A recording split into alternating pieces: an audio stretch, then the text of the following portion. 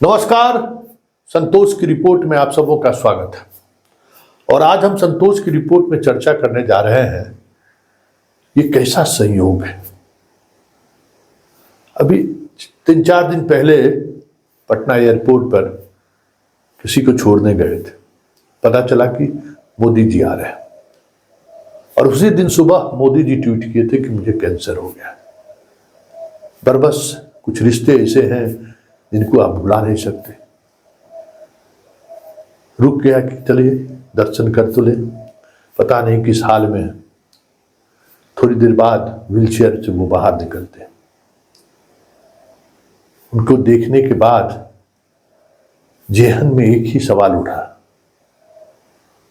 कि क्या हो गया इस शख्स को, किसने इस शख्स को इस हाल में पहुंचा दिया। पता नहीं क्यों ये सवाल मेरे मन में गूंजने लगा कि ना, मोदी जी का ये शरीर स्वाभाविक नहीं है।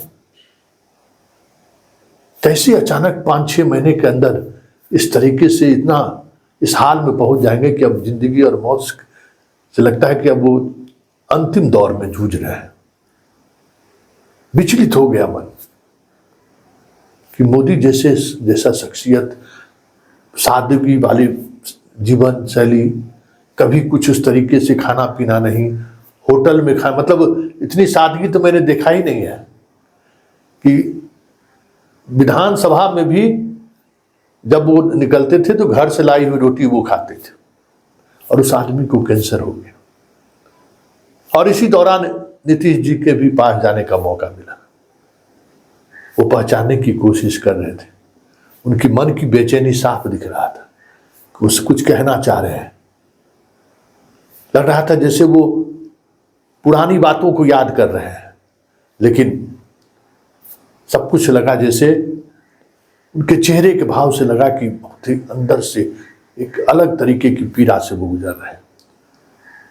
अब स्वाभाविक है, जिनसे आप कितने बार मिले हो और वो सामने खड़ा हो और उसे आप पहचानने की कोशिश कर रहे हैं, वो पीड़ा क्या हो सकता है महसूस कर सकते हैं आप।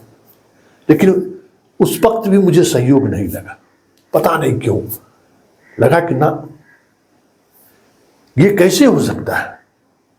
जिस आदमी का विजन इतना ऊंचा रहा हो, इतना विजनरी व्यक्ति हो, अचानक उसको इस तरह की बीमारी कैसे हो सकती है।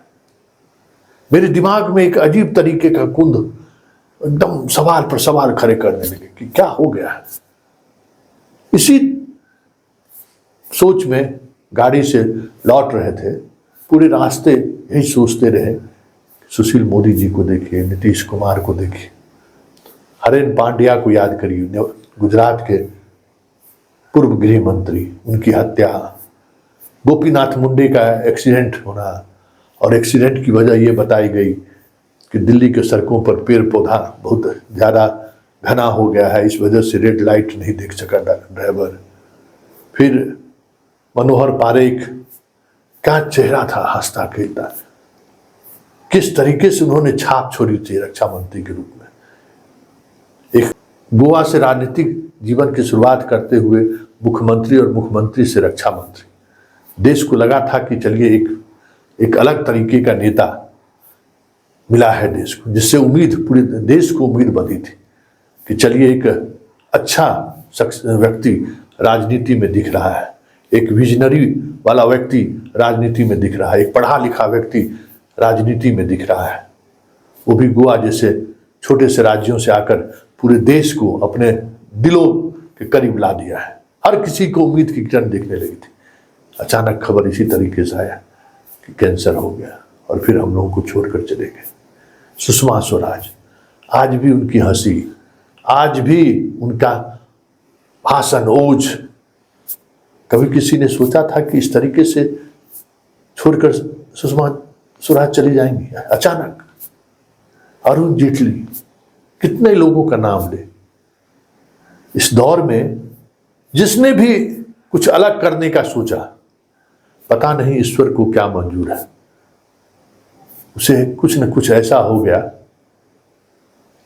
कि उन्हें इस मंच से दूर होना पड़ा। क्या कहा जाए इसे। क्या ईश्वर को मर्जी है या कुछ और भी बात है? क्योंकि ये स्वाभाविक कतई नहीं है कि एक एक कर ऐसे नेता जिनसे देश उम्मीद बांध रखा है, जिन्हें देश को उम्मीद है बेहतर गवर्नेंस देने का, बेहतर एक सरकार देने का, और वो सब कुछ ऐसे ही छोड़कर चला जा रहा है। ऐसे में सवाल उठना तो लाजमी है कि यह स्वाभाविक चीजें हैं या फिर इसके पीछे कोई बड़ी वजह तो नहीं है। क्योंकि एक दो संयोग हो सकता है। इस तरीके से लगातार 10 वर्षों से राजनीति को आप देखिए तो एक एक कर जिनके अंदर कुछ ऊर्जा था, जिनके अंदर कुछ करने का जज्बा था, जिनकी एक अपने राष्ट्रीय फलक पर अपनी पहचान थी या पहचान बनने जा रही थी, जैसे ही वो सामने आया अचानक खबर आई कि अब वो इस दुनिया में नहीं है। कुछ तो बात है जो हम आप महसूस नहीं कर रहे, कुछ तो ऐसी बात है जो अस्वाभाविक है, कुछ तो ऐसी बात है जो अप्राकृतिक है, कुछ तो ऐसी बात है जो दिख रहा है वो सही नहीं है। या फिर यूं कहें कि जो कुछ घटित हो रहा है उसके पीछे कुछ और बात तो नहीं है।